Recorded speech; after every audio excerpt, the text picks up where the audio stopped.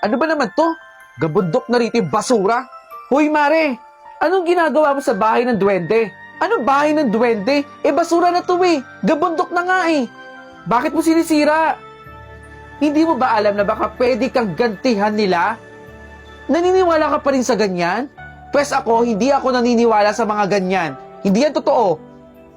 Okay, sige. Ikaw bahala ha. Basta ako, nagpaalala ko sa'yo na pwede ka nilang gantihan ng hindi maganda. Basta ako, lilinisin ko tong gabundok na basura na to. Sirain mo na. Bahala ka sa buhay mo. Bahala ka rin sa buhay mo. Grabe nitong gabundok na to eh. Mamaya na ako mag-lipstick, may tumatawag pala. Hello? Oo naman no, pupunta ako dyan bukas na bukas din. Okay, sige, see you, bye! Mag-lipstick na nga. Nasaan na yung lipstick ko? Bakit nawala? Josh! Nakita mo ba yung lipstick ko dito? Ma, hindi ko po alam yan. Naglalaro po ako dito. Saglit nga lang, hahanapin ko. Asa ba yung lipstick ko dito? Psst, psst. Huy! Laro tayo. Dito. Sige, laro tayo. Tara. Pitik bulag. Sige, alam ko yan. Ano? Mali ako. Mali ka. Mali ka na naman. O sige, last na to ha. Gi, takpan mo na. Magkakasakit ka. Hoy Josh, matulog ka na. Asan na siya? Matulog ka na at mukhang nakikipaglaro ka pa dyan ha. Sino ba kalaro mo? Matulog ka na. Opo. Matutulog na po. Alis ako saglit. Bye. Bakit nawala yung kalaro ko?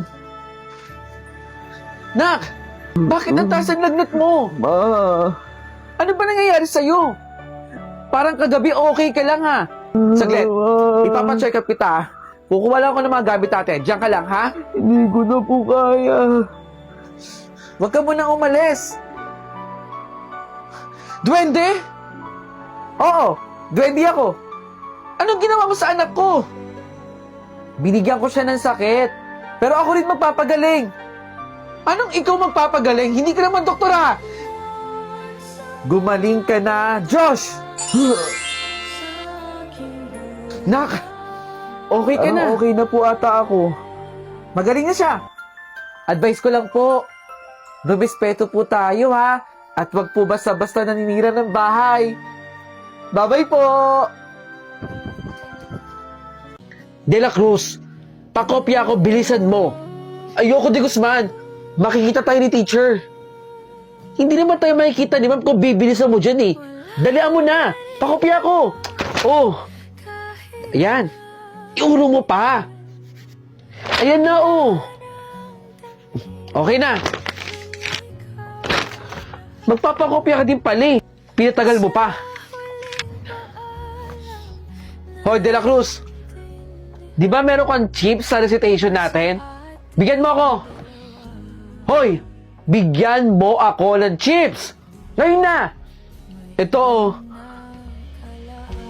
Magbibigay ka din pala eh. Salamat sa chips ha. Malaking tulong sa akin to para matuwa yung mami ko. Sa susunod ulit ha, magbibigay din pala si De La Cruz eh. Akin na! De Guzman, titignan ko lang naman yung assignment mo. Kukuha lang ako ng idea, pero hindi ko kokopihin yung buong assignment mo. Pakadamot ito.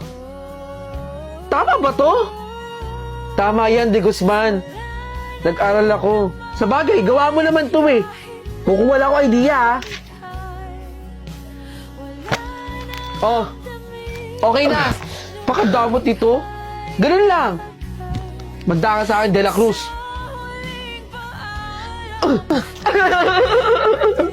Ano ba talaga ng tuhod mo, De La Cruz, no? De Guzman.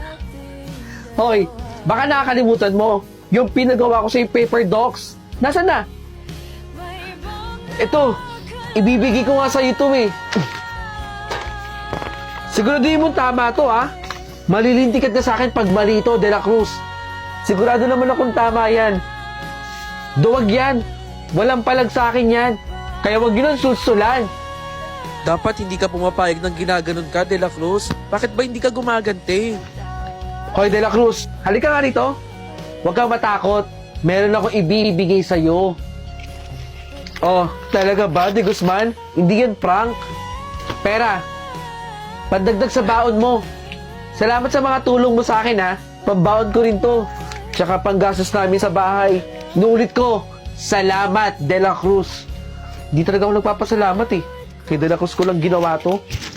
De La Cruz, late ka na naman.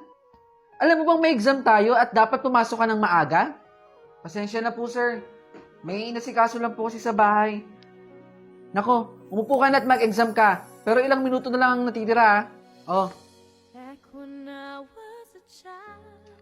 Sige po, sir. Pasensya na po ulit. Ilan po? De La Cruz, hinahanap ka ni Sir. Nagtatanong bakit ka raw absent. Nandito ka lang pala, nagtitinda. Huwag kang maingi kay sir. Naka-uniform ka pa habang nagtitinda. Alam ba to ng magulang mo? So yun, kailangan i-substitute na yung x kapag nabahanap nyo na yung value of x. De La Cruz! De La Cruz, gising. Nakikinig ka ba? Bakit ka natutulog sa klase ko? Sorry po, sir. Alam mo bang wala kang maintindihan dahil natutulog ka? Papuntahin mo yung magulang mo dito bukas, ha? De La Cruz. Absent na naman? Di ba ngayon ko pinapupunta yung magulang nun? Pasaway talaga na bata. Walang disiplina sa sarili. Bata, bigyan mo nga ako ng 5 piraso ng tinda mo. Sige po, sir. Ipa-plastic ko na po.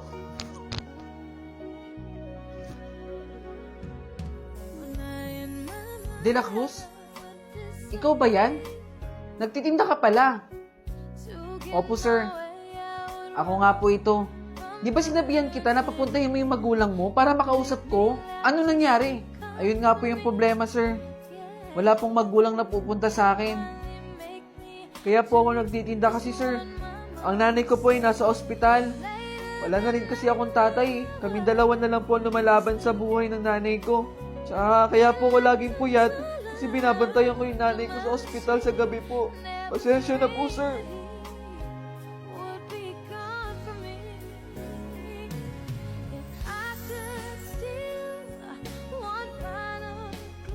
Sige, papunta na ako sa klase ninyo. Good morning po! Ma'am Castro, parang napaaga po ata kayo Hindi po ba mamaya pa ang klase ninyo? Tsaka usually, ako talaga dapat ang nauuna rito eh. Siguro meron kang pakulo na naman sa klase ninyo, ma'am. Aminin mo na, ma'am. Kaya gustong-gusto ko ng mga estudyante dito eh. Kasi ang dami niyo pong pakulo. Active na active ang mga estudyante kapag nagtuturo ka. Kaso, buha kang malungkot ngayon, ma'am eh. Sa susunod na lang. Siya, sige, ma'am. Papasok na po ako dun sa klase ko, ha. Mamaya na lang po tayo magchismisan. Ito na. Papunta na. Guys, nakakapagod magturo dun sa klase na yun. Ang daming pasaway. Ilan lang talaga yung mga nakikinig, Ma'am Castro. Mabutit hindi nyo nahawakan yung section na yun. Teka nga, ma'am. Kumain na po ba kayo ng lunch ninyo? Tara, ma'am. Kain na tayo. Sabay na tayong kumain ng lunch. Anong oras na din, oh? Mamaya may klase pa tayo. Ma'am Castro, tulala ka po dyan. Tara na, ma'am. Bukod sa malungkot ka na nga, Ma'am Castro, mukhang wala ka pang ganang kumain. Sige na nga, ako na lang po yung kakain. Basta mamaya, ma'am, ha? Sabay na tayo umuwi. Eto na! Kakain na tayo! Tao po. Sir Troy, nandiyan po ba si Ma'am Castro? Bakit? Kanina pa po kasi kami nag-aantay doon sa classroom eh. Inaantay po namin dumating si Ma'am Castro. Baka lumabas lang si Ma'am Castro. Kanina nandito yun eh, kausap ko. Pagbalik niya, sasabihan ko na nag-aantay kayo doon, okay? Kayo Gustong-gusto niyo talaga si Ma'am Castro, ha? Ano bang pakulong ginagawa ni Ma'am Castro doon sa klase ninyo? Ayaw pa sabihin, ha? Sige, mamaya, pagdating ni Ma'am Castro, sabihin ko, ha? Salamat po. Tara, antayin na lang natin. Kayo dyan. Ay, Ma'am Castro. Pumunta yung mga estudyante mo dito. Inaantay ka daw dun sa klase ninyo. Talagang hinahanap ko ng mga estudyante mo, no? Kakaiba ka talaga, Ma'am Castro. Sir Troy. Sir Chris? Bakit? Okay ka lang po ba? Kumain na po ba kayo ng lunch ninyo? Okay lang naman ako, Nag-lunch naman ako, Sir Chris. Kung ganun po, sino po ba yung kausap ninyo? Di si Ma'am. Wala po si Ma'am Castro. Absent po ngayon. Hello po? Opo, ako nga ito. Wala na si Ma'am Castro? Teka, sino yung kausap ko?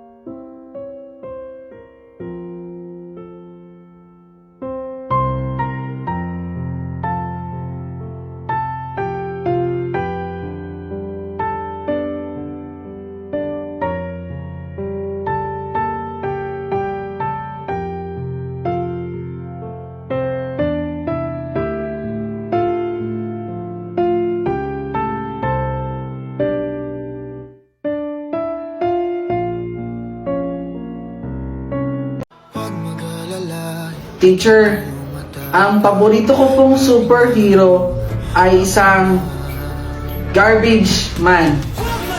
Teacher, gusto daw niya superhero, garbage man? Ano yun? Taga-kolekta ng basura? Taga-walis ng kalat sa kalsada? Anong superhero yun? Bakit yun ang napili mong paboritong superhero? Pakipaliwanag nga kung bakit? Kasi po, nakakatulong po sila. Okay, maaari ka nang maupo. Hoy, garbage man! Ba't naman ganun yung gusto ko superhero? Ano ka ba? Ang dami-dami pwedeng maging superhero, garbage man pa? Oo, yun yung paborito kong superhero eh. Mangangarap ka na nga lang, ganun pa. Nakakatawa ka? Nandito na yung sundo. Nak, tara na, uwi na tayo. Tay!